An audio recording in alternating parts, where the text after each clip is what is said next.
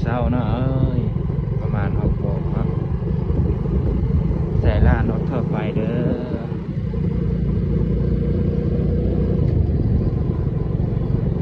อนกเหลืองเข้าไหลเนาะช่วงนี้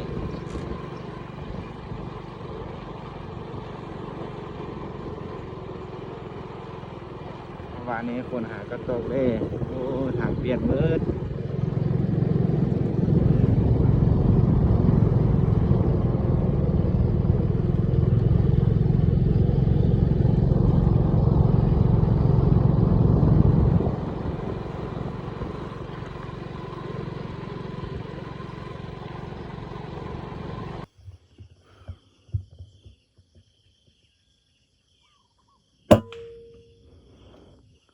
เรียบร้อยนกเหลืองเนาะ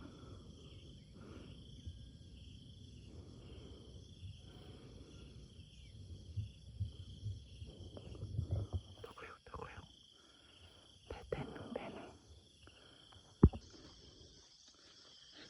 ไปเก็บนั่นกัน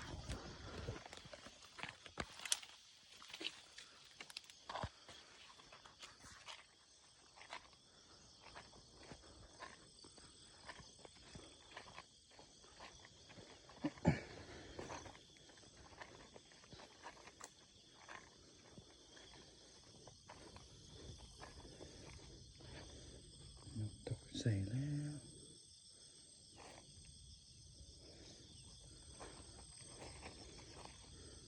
นี่เนาะ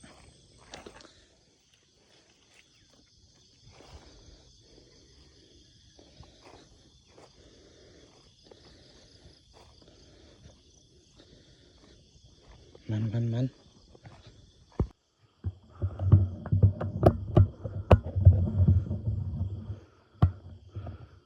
นกเขาน้อยเนาะ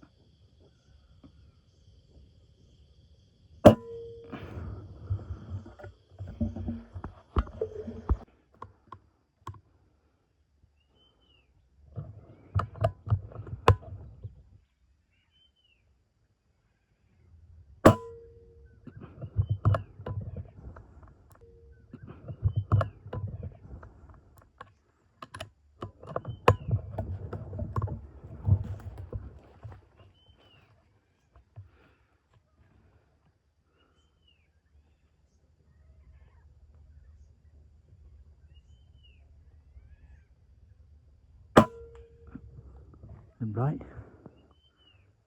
70 ละ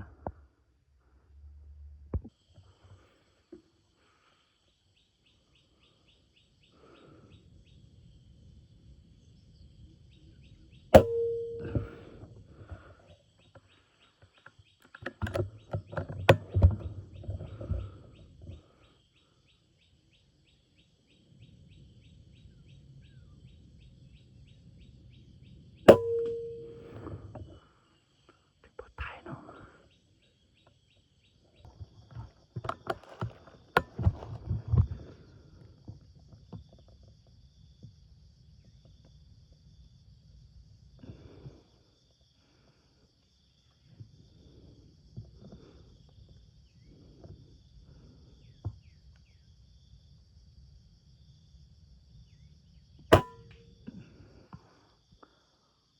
60 หลาเนาะ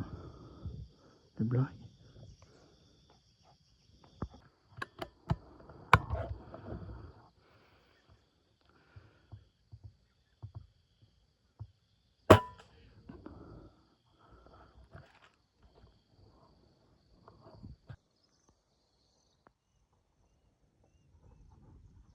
10 หลาเรียบร้อย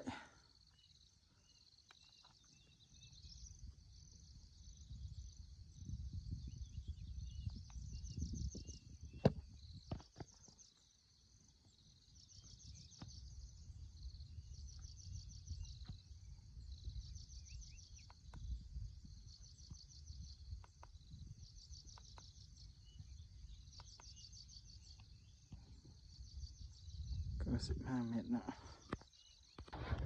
นี่นะมาออกอ่ะพูดนะ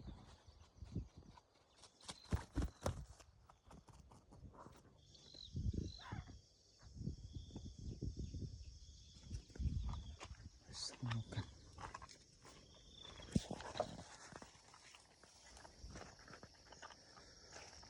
ใส่แล้ว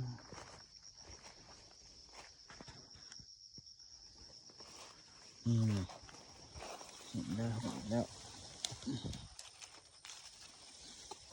ส่องแต้ม